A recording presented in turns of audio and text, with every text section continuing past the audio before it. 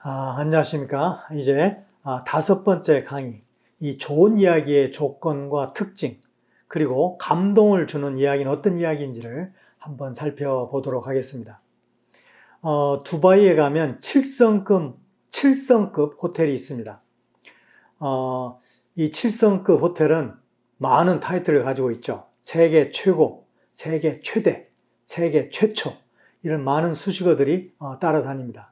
그런데 이 두바이의 7성급 호텔과 아주 대조가 되는 또 다른 호텔이 있습니다. 어떤 사람은 그 호텔이 아마 초라하게 보인다고 생각할 수도 있습니다. 그러나 전혀 그렇지 않습니다. 그건 바로 마닐라에 있는 마닐라 호텔입니다. 이 마닐라 호텔은 100여 년 전에 세워진 호텔이고, 이 호텔은 미국의 아이젠하워 대통령이나 그 유명한 비틀즈, 존 웨인, 로버트 케네디, 이런 분 수많은 명사들이 다녀간 호텔로 유명합니다. 아마 머지않은 장래에 어쩌면 두바이 호텔은 이제 세계 최초, 세계 최고 이런 것들은 타이틀을 잃어버리게 될지 모릅니다. 왜냐하면 현대의 자본과 기술은 더 좋은 거, 더 높은 거, 더 큰 거, 더 대단한 것을 만들어낼 것이기 때문에 그렇습니다. 그러나 전 세계 어떤 호텔도 마닐라 호텔을 넘어설 수는 없을 것입니다. 왜냐하면 마닐라 호텔이 갖고 있는 이야기를 빼앗을 수는 없기 때문에 그렇습니다. 그래서 이야기를 갖는다는 것은, 좋은 이야기를 갖는다는 것은 그 사람의 가치와 그 사람의 그 사람만이 갖고 있는 무엇을 다른 사람에게 들려주는 그 존재 가치를 보여주는 것이라고 말할 수 있겠습니다. 자, 오늘 이제 우리가 생각할 수 있는 것은 좋은 이야기는 어떤 조건을 갖고 있는지를 한번 생각해 보려고 합니다.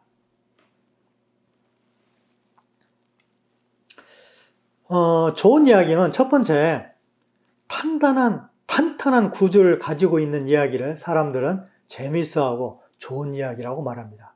사람들이 말할 때 아유 이렇게 이야기가 시시해 라고 말하는 이야기의 특징은 뭐냐면 구조가 엉성한 거죠. 지금 한류와 함께 한국의 드라마나 영화가 여러 가지 면에서 전 세계 사람들의 마음에 감동을 주고 그들의 심금을 울리는 이유가 뭘까요?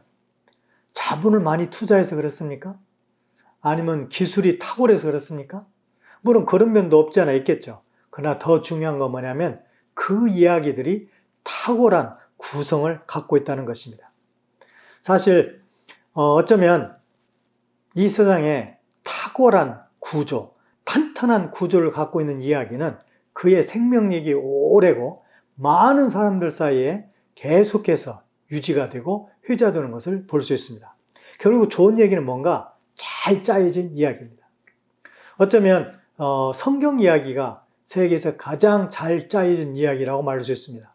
세상에서 히트를 치는 이야기나 드라마나 영화들이 굉장히 많은 내용들이 성경의 모티프를 가지고 있습니다. 어떤 사람이 이렇게 얘기할 수 있죠. 그는 성경을 참고하지 않았다. 그렇다면 더 놀랍죠. 참고하지 않았는데 성경의 모티프를 갖게 되었으니까요. 사람들이 좋아하는 그 대단한 탄탄한 모티프가 성경에 들어있다는 것입니다. 두 번째로 사람들이 어떤 이야기를 좋아하는가? 등장인물이 명확하게 설정된 이야기를 사람들은 좋아합니다. 사실 우리가 좀 마음에 들어하지 않는 이야기를, 드라마를 막장 드라마로 얘기하죠. 그런데 막장 드라마가 계속 나오는 이유가 뭘까요? 그리고 사람들은 그 드라마 막장이야 라고 말하면서 계속 보는 이유는 또 뭘까요? 가만히 생각해 보면 막장 드라마에 여러 가지 어떻게 보면 굉장히 식상할 만한 그런 주제들이 다 정해져 있죠. 뭐 출생의 비밀이라든지 뭐 기억 상실이라든지 뭐 몇 가지 단골 그런 메뉴 주제들이 있죠. 그런데 막장 드라마의 또 한 가지 특징이 있습니다. 그건 뭐냐면 등장인물들이 명확하게 설정이 됐다는 것입니다. 그래서 이 막장 드라마의 특징 중에 거기에 나오는 선한 사람은 너무 선해요. 바보처럼 선해요. 그 다음에 막장 드라마에 나오는 이 악한 사람은 악해도 너무 악해요. 그래서 많은 사람들은 언젠가는 저 악한 사람의 정체가 드러나고 결국 선한 사람이 승리하게 되고 제자를 찾아가게 될 거라는 그런 기대와 희망을 가지고 그 드라마를 보게 되죠. 사실 막장 드라마는 현실 세계에서는 안 일어날 수 있는 그런 일도 많이 들어가 있어요. 그럼에도 불구하고 사람들이 좋아하는 이유는 바로 이 등장인물의 명확한 설정입니다. 어쩌면 성경 이야기만큼 등장인물이 명확하게 설정되고 정확하게 설정되어 있는 이야기도 드물 것입니다. 정말 말로 표현할 수 없는 선한 존재가 나오고 그 다음에 도저히 인간에 따라갈 수 없는 악한 존재가 등장하는 것이 바로 성경 이야기도 하죠. 그런 점에서 이 성경 이야기는 굉장히 사람들이 좋아할 수 있는 조건을 다 가지고 있다고 볼 수 있습니다. 세 번째로는 이 반전의 묘미를 살리는 이야기를 사람들은 좋아합니다. 시시한 이야기, 반전이 없는 이야기, 흥미진진한 이야기, 반전이 있는 이야기라고 말할 수 있죠. 사실 성경은 반전의 책이라고 말할 수 있습니다. 성경의 많은 책들이 반전의 반전을 이어가는 내용들로 되어 있죠. 제가 성경의 구약의 요나서를 참 좋아하는데 요나서를 좋아하는 이유 중 하나가 뭐냐면 요나서가 특별한 반전의 책이기 때문에 그렇습니다.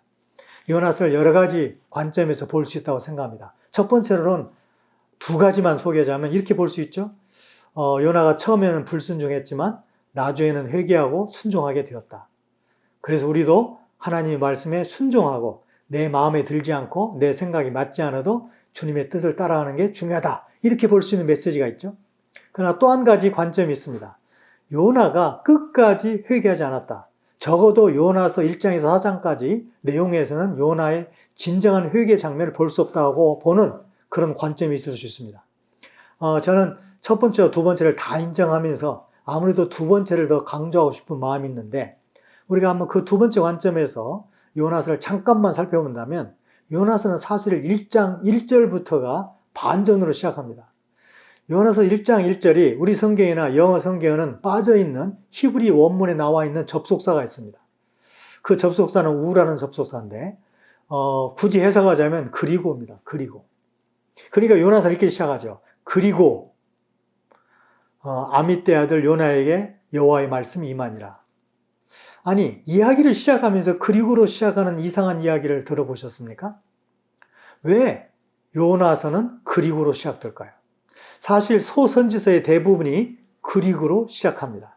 우리가 이 내용을 생각한다면 이 요나서가 반전으로 시작하는 것이죠.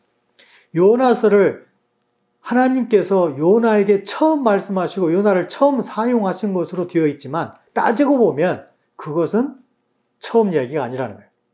히브리서 1장에 나온 것처럼 하나님은 말씀하신 하나님이고 이제는 하나님께서 또 말씀하시는데 요나를 통해서 말씀하시겠다는 겁니다. 아니 인간 너희가 내 말씀에 내 말에 순복하고 순종할 때까지 나는 계속 말씀하시겠다는 그런 강력한 메시지가 그 접속사에 들어있는 것이죠. 그리고 아미떼의 아들 요나에게 여호와의 말씀이 임했다라고 되어 있죠. 1절이. 그럼 2절은 뭐냐면 2절에 보면 거기에 그러나로 되어 있습니다. 하나님의 그 말씀이 그 내용에 보시면 2절에는 그 접수사가 없고 이렇게 되어 있죠. 니느웨에 가서 복음을 전하라는 내용입니다. 이것도 반전이죠. 왜냐하면 사실 요나와 니느웨의 관계를 생각한다면 이스라엘 사람과 니느웨 사람들의 관계를 생각한다면 그 요나가 그렇게 쉽게 순종할 수 있는 그런 상황이 전혀 아니죠. 그런데 요나가 지금 순종해야 되는 상황에 놓여 있죠. 하나님께서 요나의 상황을 전혀 모르겠습니까? 지금 니느웨 사람들이 이스라엘 사람들을 짓밟고 속국으로 다스리고 있는데 다스리는 그 통치국에 가서 복음을 전하라니 말이 되겠습니까? 사실 하나님의 명령이 어쩌면 반전으로 주어지고 있어요. 우리가 생각할 때 그건 아닐 거라고 생각할 수 있는데 하나님은 그건 아닐 거라고 생각하고 있는 요나의 생각에 반대되는 그 메시지를 주고 있습니다. 그런가 하면 3절이 또 반전이죠. 이 하나님의 이상하게 보이는 그 명령에 대해서 3절이 그러나로 시작하고 있습니다. 그러나 요나는 여호와의 낯을 피하려고 다시스로 방향을 잡습니다. 사실 요나가 하나님을 모르는 사람이고 선지자도 아니라면 하나님의 명령에 그러나를 들고 나올 수 있죠. 왜냐하면 잘 모르니까요, 하나님을. 그런데 하나님을 가장 잘한다고 말할 수 있는 요나가 반전 카드를 들고 있는 것은 참 안타까운 일이고 알 수 없는 일이죠. 그래서 3절이 반전입니다. 그런가 하면 4절도 반전입니다. 우리 성경이나 영어 성경에는 그러나가 빠져 있는데 이 접속사 그러나가 원문에는 들어있습니다. 하나님의 말씀에 반전을 보이는 요나에 대해서 하나님도 반전을 그러나로 보여주고 있습니다. 그러나 여호와께서는 바다에 대풍을 내리셨다는 것이죠. 하나님께서 반전 카드를 들고 나오는 요나에 대해서 하나님의 반전이 시작되고 있다는 것입니다. 사실 이 요나서를 처음부터 끝까지 보면 반전에서 반전으로 넘어가는 내용을 우리가 계속해서 볼 수 있습니다. 사실 요나가 흥미진진한 이유 중에 하나가 바로 반전에 넘어가는 이야기 때문이었습니다.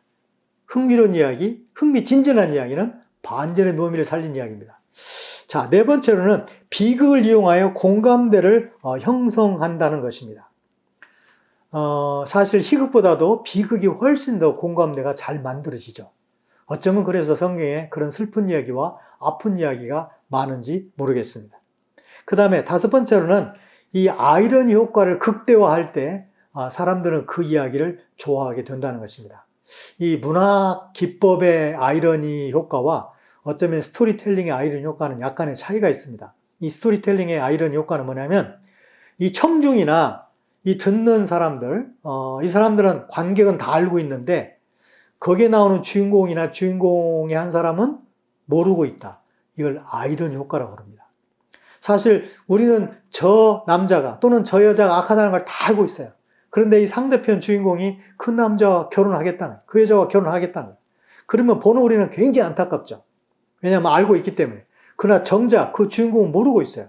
그래서 보는 사람이 안타까운 마음으로 그걸 보죠. 언제 드러날까? 언제 문제가 정리될까? 사실 거의 끝까지 그 주인공은 모를 것입니다. 왜냐하면 그것이 알게 되면 이제 끝이 다 왔기 때문에 그렇죠.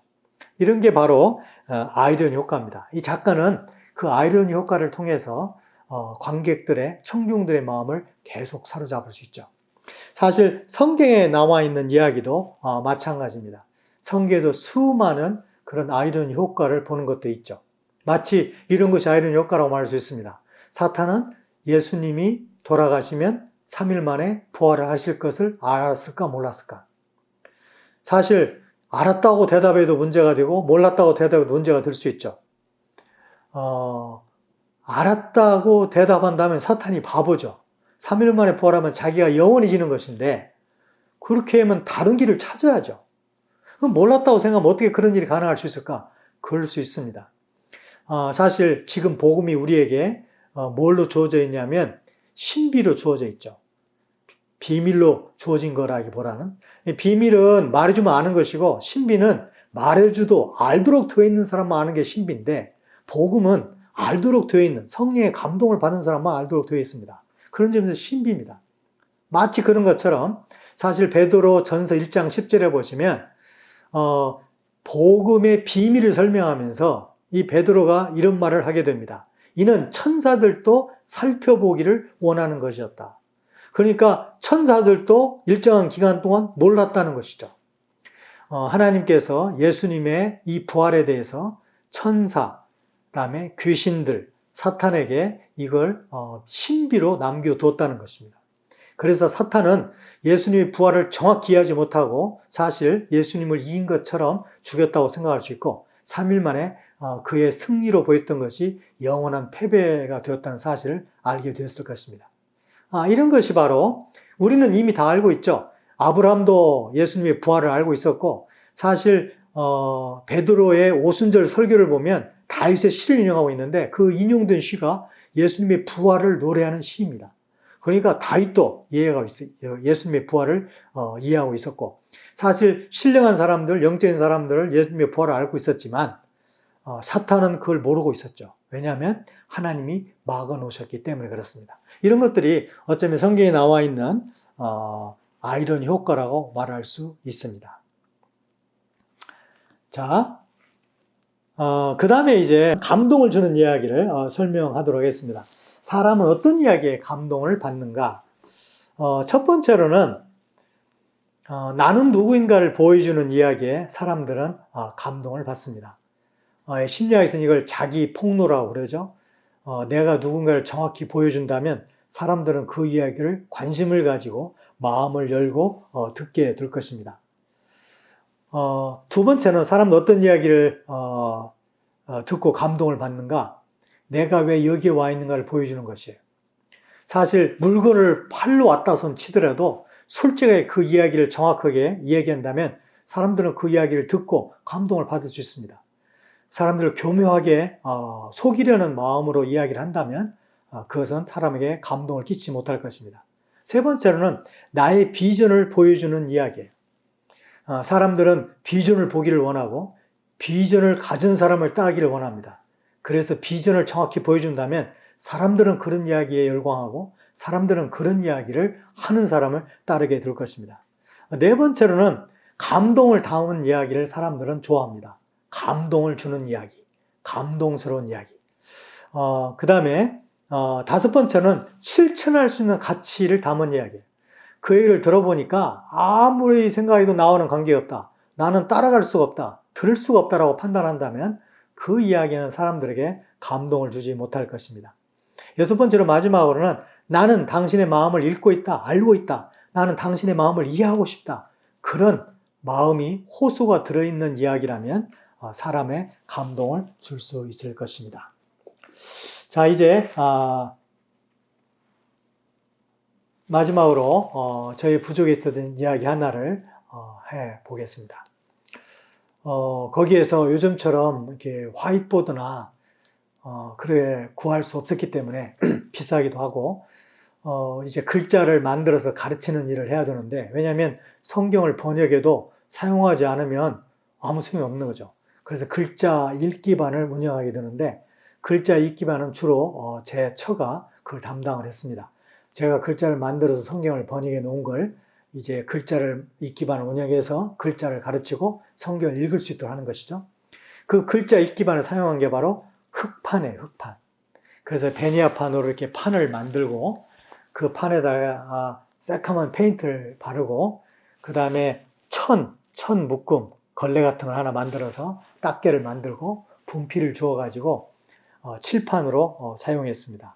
그래서 우리 부족 사람들 제가 만든 알파벳을 하나하나 익히고 그 다음에 그 익힌 걸 가지고 글자를 익혀가고 결국은 이제 성경을 읽을 수 있는 위치에까지 수준에까지 올려놓는 게 글자 익기반의 목표인데, 흑판을 만들면서 많은 생각을 했습니다.